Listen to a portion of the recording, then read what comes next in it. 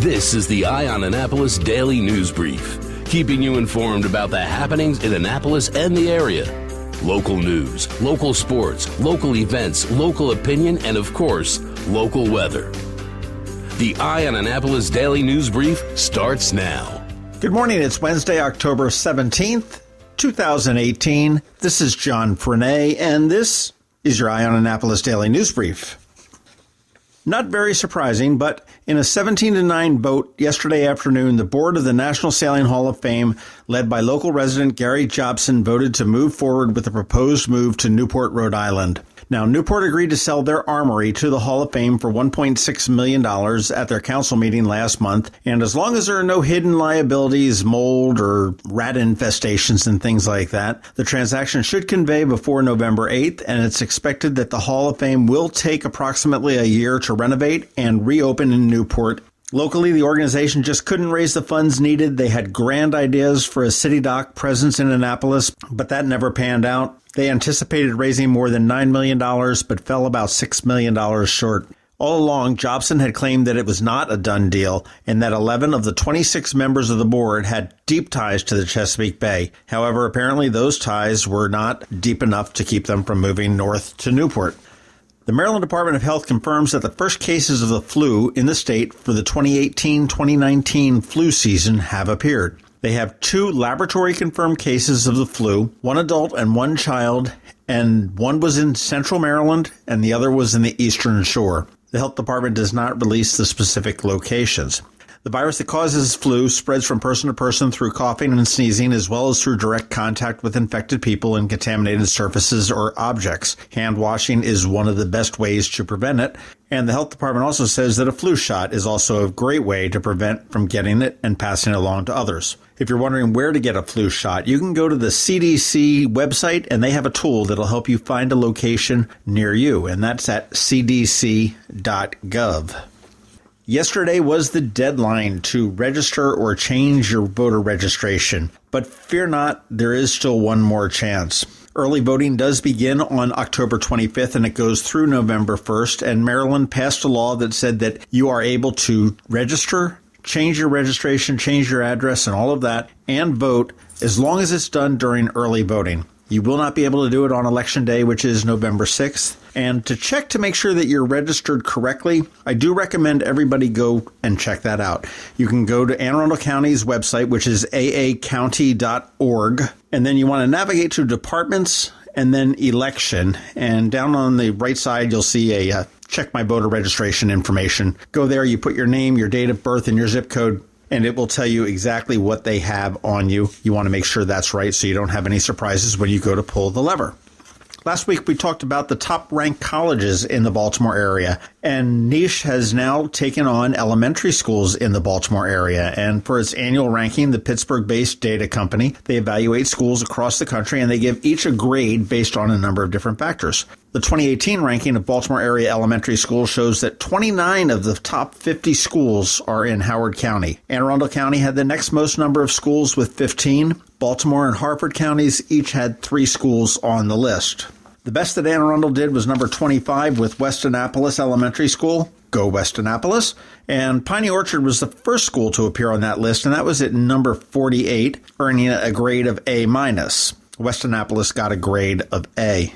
What was kind of interesting as you looked at the list of schools is you could see where the pockets of good schools were. Typically, it's Severna Park, Crofton, and with that Crofton, I would say that Gambrel's Odenton area is also a little bit of a pocket there. Of course, there are other schools that made the list that are real good. The ones that did make the list are West Annapolis, Four Seasons, Folger McKenzie, Jones, Shipley's, South Shore, Benfield, Central Elementary, Severna Park, Arnold, Wag Chapel, Crofton Woods, Crofton Meadows, Crofton, and Piney Orchard. Hey, if you like rock and roll, here's a date you need to put on your calendar. October 29th. This is going to be Dave Mason, and he's going to come into the Ram's Head. The last time he was in town, he played at Maryland Hall and sold the place out. This is now going into Ram's Head with 300 seats. Going to be a great show. It's the very best of Dave Mason tour. It's going to feature all of his hits all along the Watchtower, Only You Know and I Know, Dear Mr. Fantasy, We Just Disagree, Feeling All Right. Now, Mason is a founding member of the band Traffic. He is a Rock and Roll Hall of Fame inductee since 2004. And in addition to his music, he's going to be sharing a lot of photos and slide presentations and audio-visual, along with his first-hand accounts of rock stories that can only be told by someone who has walked in his shoes. Now, if Ram's Head could only get Keith Richards, one can dream.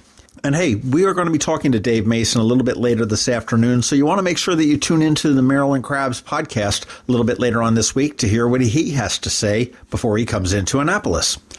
And that is about it for the top news today. Please make sure you're checking in with eyeonannapolis.net throughout the day, because we do update it throughout the day. We never know what news is going to be coming out after we release this.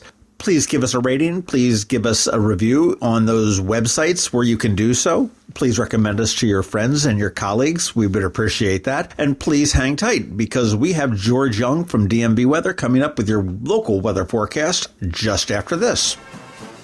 It's the Navy Football and Bud Light Golden Ticket Giveaway. Join Eye on Annapolis and Navy Football this Saturday from 12:30 to 3:30 for a chance to win VIP Bud Light Golden Tickets to see the Navy midshipmen take on the Houston Cougars. 4 lucky winners will be selected for the ultimate Bud Light football fan experience. Come on out to Heroes Pub on Saturday from 12:30 to 3:30 for the Bud Light Golden Ticket Party. Bring some friends, make some new ones, because it's all about building friendships.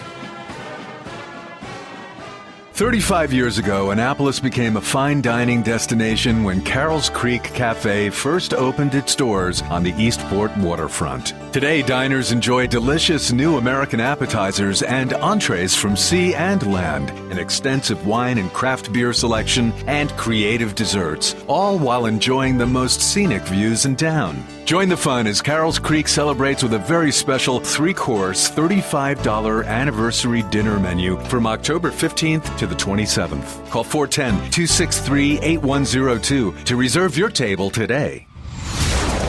Going out? You need the most up-to-date local weather. Here's George Young from DMV Weather in Annapolis with today's forecast. Hey everyone, this is George with DMV Weather. Here's your Eye on Annapolis forecast for Wednesday, October 17th. A very nice day ahead today for the Annapolis area with max sunshine and highs in the 63 to 68 degree range.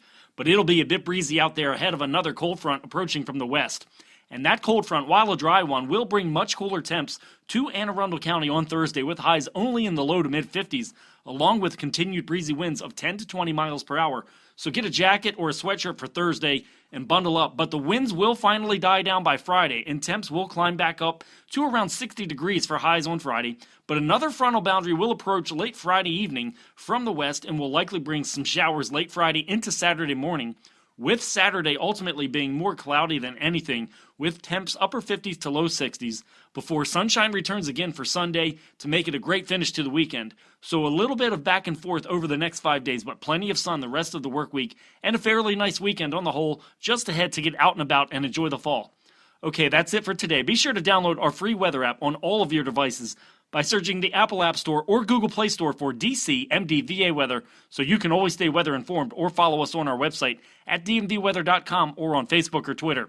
This is George Young of DMV Weather. Make it a great day out there as sunshine fills the skies above Annapolis and beyond. But remember, whatever the weather outside, have fun and be safe. Imagine your child saying, "Guess what I learned in school today?" At St. Andrews, it happens every day. We asked teachers why. Our innovative educational approach spans indoors and out with challenging academics that inspire and engage. In our small classes, we are able to find the learner in every child, from preschool to 8th grade.